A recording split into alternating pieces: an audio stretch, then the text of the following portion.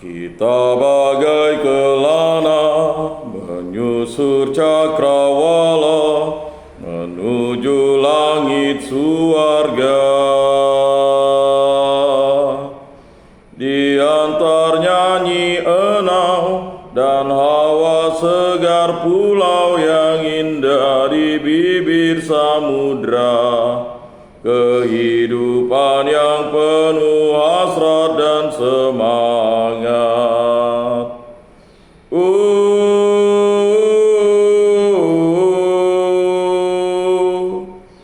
Angin iman membawa balada syair indah untuk meluhurkan Tuhan. Ke dinding bukit-bukit namanya diserukan oleh alam dan manusia dengan hati yang tulus, ikhlas dan gembira.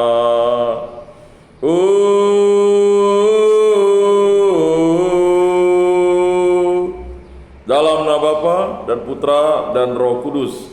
Amin. Semoga kasih karunia Yesus Kristus, cinta kasih Allah dan persekutuan Roh Kudus beserta kita sekarang dan selama-lamanya. Marilah supaya kita layak beribadat di depan Allah Tritunggal Maha Kudus, kita mengakui dosa dan kekurangan kita. Saya mengaku kepada Allah yang Maha Kuasa dan kepada saudara sekalian bahwa saya telah berdosa dengan pikiran dan perkataan, dengan perbuatan dan kelalaian. Saya berdosa, saya sungguh berdosa. Oleh sebab itu saya mohon kepada Santa Perawan Maria, kepada para malaikat dan orang kudus, dan kepada saudara sekalian, supaya mendoakan saya pada Allah Tuhan kita. Semoga Allah mengasihani kita, mengampuni dosa-dosa kita, dan mengantar kita ke hidup yang kekal. Amin. Tuhan kasihanilah kami, Tuhan kasihanilah kami, Kristus kasihanilah kami, Kristus kasihanilah kami, Tuhan kasihanilah kami, Tuhan kasihanilah kami. Marilah berdoa.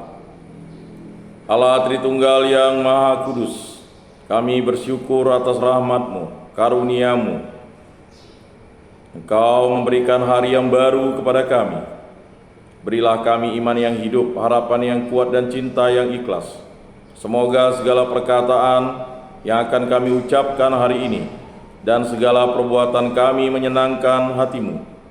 Bimbinglah kami dengan Roh-Mu, agar dalam segala tingkah laku kami semakin serupa dengan Yesus Kristus Putra-Mu. Berkatilah keluarga kami dan semua orang yang kami jumpai hari ini.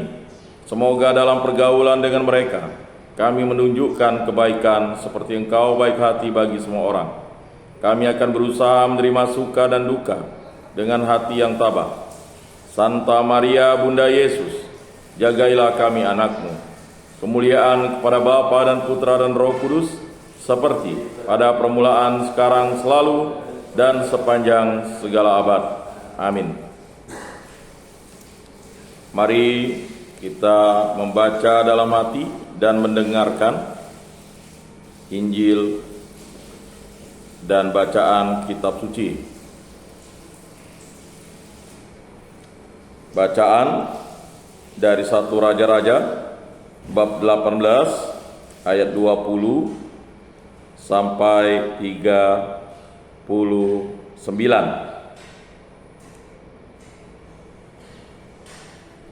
Elia di Gunung Karmel. Ahab mengirim orang ke seluruh Israel dan mengumpulkan nabi-nabi itu ke Gunung Karmel. Lalu Elia mendekati seluruh rakyat itu dan berkata, "Berapa lama lagi kamu berlaku timpang dan bercabang hati? Kalau Tuhan itu Allah, ikutlah Dia, dan kalau Baal, ikutilah dia." Tetapi rakyat itu tidak menjawabnya sepatah kata pun. Lalu Elia berkata kepada rakyat itu, hanya aku seorang diri yang tinggal sebagai nabi Tuhan. Padahal nabi-nabi Baal itu ada 450 orang banyaknya. Namun baiklah diberikan kepada kami 2 ekor lembu jantan. Biarlah mereka memilih seekor lembu, memotong-motongnya, menaruhnya ke atas kayu api, tetapi mereka tidak boleh menaruh api. Aku pun akan mengolah lembu yang seekor lagi, meletakkannya ke atas kayu api, dan juga tidak akan menaruh api. Kemudian biarlah kamu memanggil nama Allahmu, dan aku pun akan memanggil nama Tuhan. Maka Allah yang menjawab dengan api, dialah Allah yang seluruh rakyat menyahut. Katanya, baiklah demikian. Kemudian Elia berkata kepada nabi-nabi Baal itu, pilihlah seekor lembu dan olahlah itu dahulu, karena kamu ini banyak. Sesudah itu panggillah nama Allahmu, tetapi kamu tidak boleh menaruh api. Mereka mengambil lembu yang diberikan kepada mereka, mengolahnya dan memanggil nama Baal dari pagi sampai tengah hari. Katanya, ya Baal, jawablah kami. Tetapi tidak ada suara, tidak ada yang menjawab. Sementara itu mereka berjingkat-jingkat di sekeliling mezbah yang dibuat mereka itu. Pada waktu tengah hari Elia mulai mengejek mereka, katanya, panggillah lebih keras, bukankah dia Allah?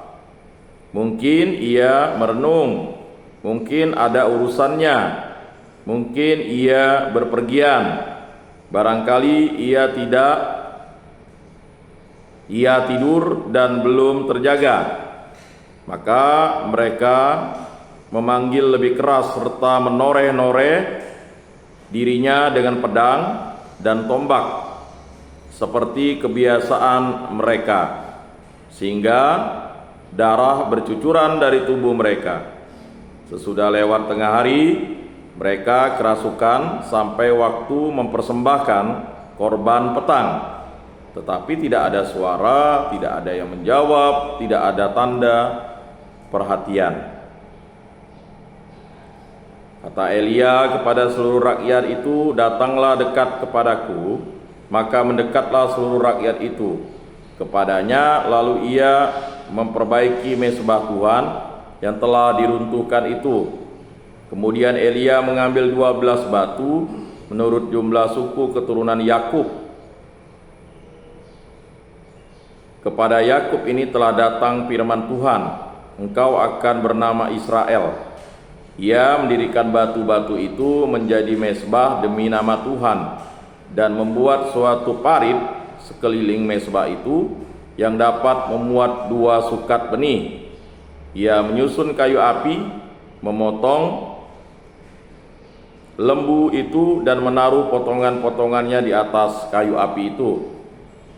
Sesudah itu ia berkata, penuhilah 4 buyung dengan air dan tuanglah ke atas korban bakaran dan ke atas kayu api itu. Kemudian katanya, buatlah begitu untuk kedua kalinya, dan mereka berbuat begitu untuk kedua kalinya. Kemudian katanya, buatlah begitu untuk ketiga kalinya, dan mereka berbuat begitu untuk ketiga kalinya, sehingga air mengalir sekeliling mezbah itu, bahkan parit itu pun penuh dengan air. Kemudian pada waktu mempersembahkan korban petang, tampillah Nabi Elia dan berkata, ya Tuhan Allah Abraham, Ishak dan Israel, pada hari ini biarlah diketahui orang bahwa engkaulah Allah di tengah-tengah Israel, dan bahwa aku ini hamba-Mu, dan bahwa atas firman-Mu lah aku melakukan segala perkara ini. Jawablah aku ya Tuhan, jawablah aku, supaya bangsa ini mengetahui bahwa engkaulah Allah, ya Tuhan, dan Engkaulah yang membuat hati mereka tobat kembali. Lalu turunlah api Tuhan menyambut habis korban bakaran, kayu api, batu, dan tanah itu, bahkan air yang dalam parit itu habis dijilatnya. Ketika seluruh rakyat melihat kejadian itu, sujudlah mereka serta berkata, Tuhan dialah Allah, Tuhan dialah Allah. Demikianlah sabda Allah. Syukur kepada Allah.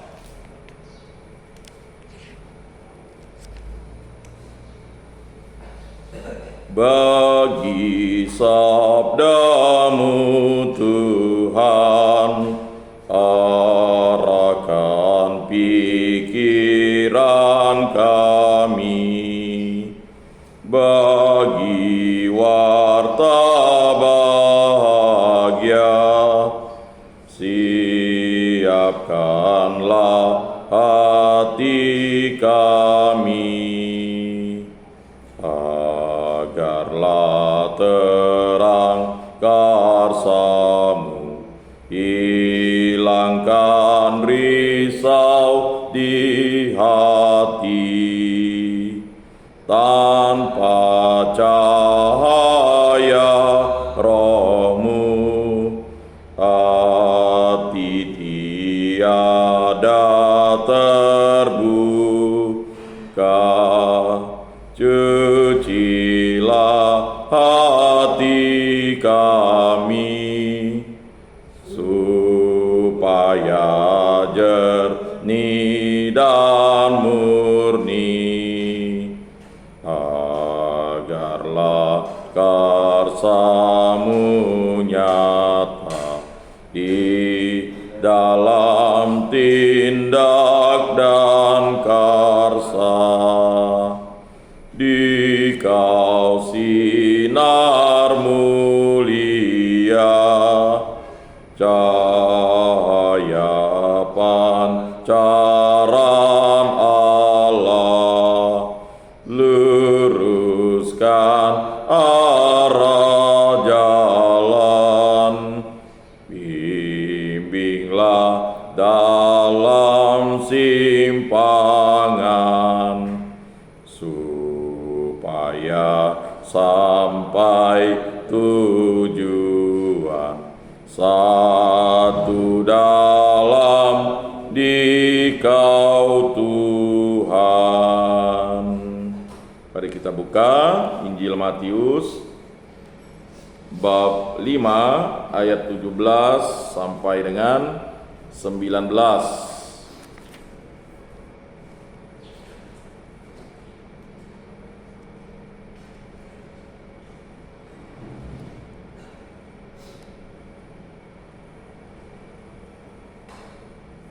Inilah Injil suci Yesus Kristus menurut Santo Matius.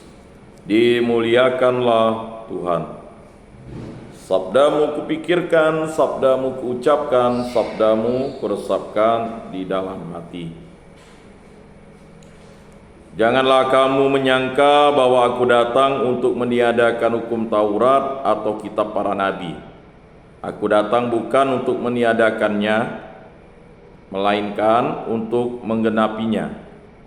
Karena aku berkata kepadamu, sesungguhnya selama belum lenyap langit dan bumi ini, satu iota atau satu titik pun tidak akan ditiadakan dari hukum Taurat sebelum semuanya terjadi.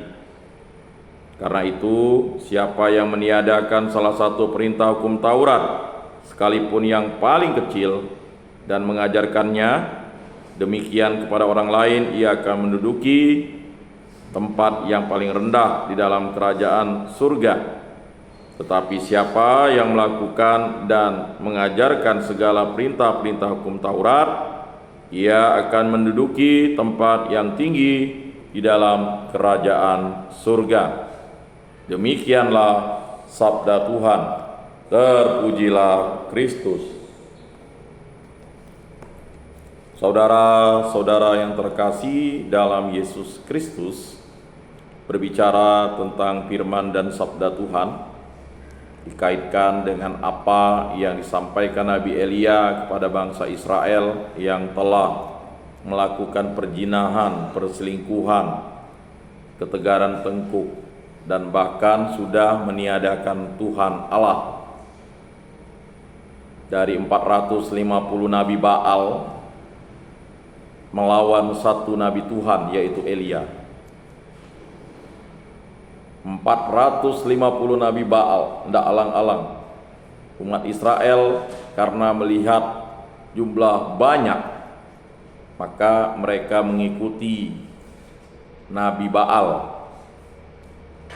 Tetapi untuk membuktikan bahwa Allah itu setia dan kehendak Allah terjadi, Nabi Elia menantang mereka untuk mengetahui siapakah Allah itu. Luar biasa ya. Nabi Elia melakukan apa? Melakukan ya, korban bakaran petang dengan melakukan suatu ya, pertandingan, perlombaan untuk mengetahui mahkota yang paling mulia, yaitu Tuhan Allah. Maka Rasul Paulus itu mengatakan, aku melatih tanganku untuk memukul dan melatih kakiku untuk berlari, bukan untuk mahkota yang fana, tetapi mahkota yang paling mulia, yaitu Yesus Kristus, Tuhan dan Juru Selamat. Bukan lagi aku yang hidup di dalam diriku, tetapi Kristus Yesuslah yang hidup di dalam diriku. Kembali lagi ke Nabi Elia, apa yang terjadi? Karena Nabi Elia tahu bahwa nanti kalau duluan Nabi Elia, Nabi Baal bilang, kamu tidak fair, ya kan? Makanya karena kamu banyak, silakan dululah, lakukanlah itu. Ya sama, memotong lembu, kemudian memotong bagian-bagian yang dipersembahkan. Coba dilihat di situ, ya. Allahnya Baal dicetak dengan huruf kecil, ya. Allah itu artinya sesembahan, paham ya? Nah, makanya Tuhan Allahku, jadi Tuhan sesembahanku. Dan apa yang terjadi? Mereka mempersembahkanlah itu, tapi syaratnya tanpa api, ya. Jadi mezbah ada korban petang, tapi tanpa api. Apa yang terjadi? Sampailah tengah hari, akhirnya mereka ya diolok. Kata diolok itu artinya katanya 450 nabi. Ya kan? Kalau Allahmu benar, jilatilah itu dan habiskanlah itu. Lalu akhirnya mereka berjingkak-jingkak. Pernah lihat? Ya? Kalau kamu pernah menyaksikan film, ada kan?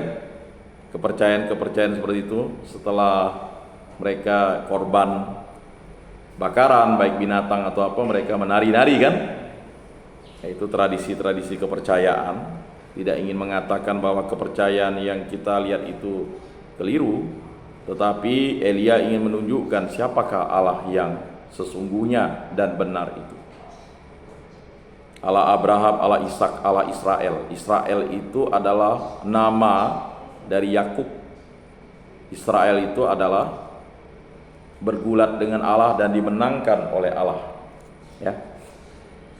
Maka nama Yakub dirubah menjadi Israel. Allah Abraham, Allah Ishak, Allah Yakub, atau Allah, ya, Allah Abraham, Allah Ishak, Allah Israel. Mengapa? Karena Abraham dan Ishak sudah mendengarkan suara Allah, sedangkan Yakub belum. Maka dia harus mengenal Tuhan Allah, kakek dan bapaknya itu yang benar. Maka dia bergulat dengan Allah dan dimenangkan oleh Allah. Nah, lalu berjingkak-jingkak, tidak puas ditoreh-toreh badannya, ya, keluar darah. Ini mirip-mirip ya. Udah kehabisan, ndak dijilat-jilat juga, atau ndak korbannya ndak diindahkan. Berarti Allahnya Nabi Baalnya. Barulah selanjutnya Nabi Elia. Nabi Elia menyuruh orang Israel dia merenovasi mesbah Allah yang sudah dihancurkan oleh nabi-nabi Baal itu dan pengikut Baal kan. Lalu ada 12 batu menandakan 12 suku Israel, ya kan? Lalu membuat parit, ada airnya, ya. Dan dilakukan sebanyak 3 kali. Dan ketika Elia berdoa kepada Allah, apa yang terjadi? Permintaan Elia dikabulkan Allah, kehendak Allah. Semua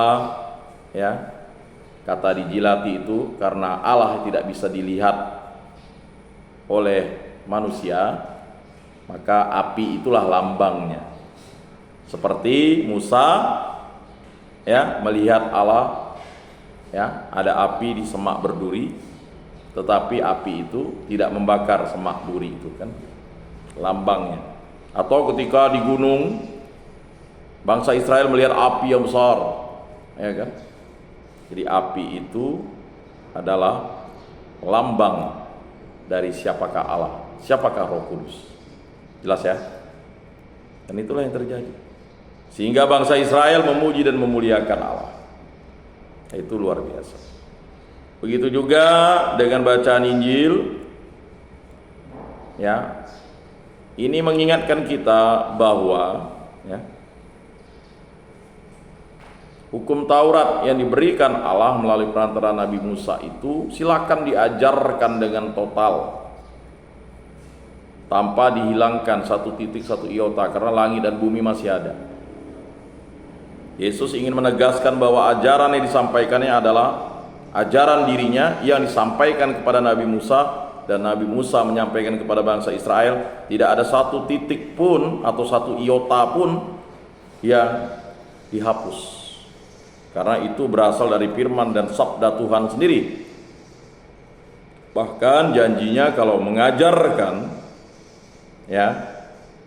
atau meniadakan salah satu hukum Taurat, tetap upahnya adalah kerajaan surga, tetapi rupanya di tempat yang rendah.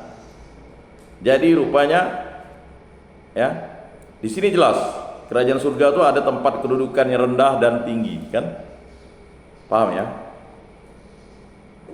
Jadi apa maksudnya? Ini ingin menegaskan bahwa kerajaan surga itu adalah kerajaan Allah, hak Allah. Jadi untuk masuk di dalam kerajaan surga atau kerajaan Yesus, kerajaan Roh Kudus itu kehendak Allah. Bukan yang berteriak Tuhan Tuhan yang akan diselamatkan, tapi yang melaksanakan kehendak Bapakku di surga. Nah itulah. Jadi bukan kehendak kita, cara pandang kita, pola pikir kita. Sering kita menilai, belum kenal orang sudah menilai. Orang ini sombong, congkak, kan kita tidak tahu. Ditegur, hendak nyapa, jangan-jangan dia tunarungu lagi, disabilitas kan, tidak dengar. Paham tidak? Tidak. Rupa harus pakai bahasa isyarat baru dia nggak kan? Atau kalau dia disabilitas netra, kok dia tidak nyapa kita ya? Mandang begini, pakai kacamata, rupanya tidak lihat. Atau panggil Pak siapa? Jadi kalau orang netra itu harus disentuh tangannya itu, Pak. Mana dia tahu kalau emangnya dia bisa lihat, ya kan? Harus disentuh, Pak. Bapak perlu apa Pak? Oh, baru dia jawab kan? Kalau dia jawab nanti di PHP kan gimana? Kamu manggil Pak, rupanya Pak yang sana kan? Dia jawab kan? Kasihan. Dianggapnya orang netra tuh bisa melihat, dia kan tidak melihat dari lahir. Paham ya? Ini ya.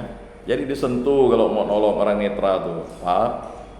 Oh ya, kenalkan nama, ya kan? Nama saya Ipan Pak, ada yang bisa saya bantu? Oh, nak Ipan ya. Oh, saya menunggu Pak Adi nih di sini. Ayo udah. Jadi, atau kalau dia tunarungu kan, kamu, wah kalau nggak belajar susah kan? Pasti dia, kalau dia di SLB dia tahu nama kamu siapa, nama kamu siapa. Dia mungkin salah kali bahasa isyaratmu kan, tapi kamu udah bilang nama kamu, nama dia kan bisa baca bibir. Nama kamu siapa? Ya kan? Kamu nggak tahu mungkin. Nama siapa? Oh baru dia, ya kan? Perlu apa? Kalau memang nggak bisa bahasa isyarat jangan perlu apa? Pakai bahasa bibir. Kalau dia terpelajar, kalau dia nggak terpelajar memang agak susah. Kalau nggak bisa pun ditulis ya, ditulis. Ya kan? Mungkin dia bisa menulis kan? Nah begitu. Jadi itu. Nah begitu kita kembali ke konteks Injil pada hari ini. Ya jelas. Kerajaan Allah itu adalah suatu yang nyata, bukan fiksi. Jelas ya? Allah itu adalah nyata, bukan fiksi.